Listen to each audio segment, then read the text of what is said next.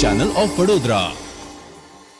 ડભોઈ તાલુકાના સિમડિયા ગામ પાસે અમૂલ ડેરીના ટેમ્પાને અકસ્માત નડ્યો હતો। આ અકસ્માતને પગલે ટેમ્પાના ડ્રાઈવરને નાની મોટી ઈજા પહોંચી હતી।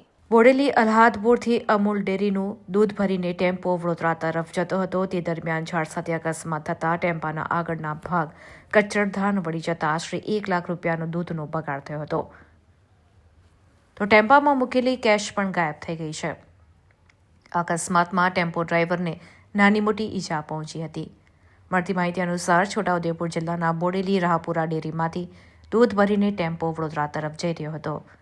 આ દરમિયાન ડભોઈ તાલુકાના સિમડિયા ગામ પાસે અચાનક ડ્રાઈવરે સ્ટીયરિંગ પરથી કાબુ ગુમાવી દેતા રોડની બાજુમાં ઝાડ સાથે ધડાકાભેર અથડાતા વાહનના આગળનો ટેમ્પાનો ભાગ કચ્ચર ખાણ વળી ગયો હતો, જેને કારણે આશરે 1 લાખ રૂપિયાના દૂધનું નુકસાન થયું છે।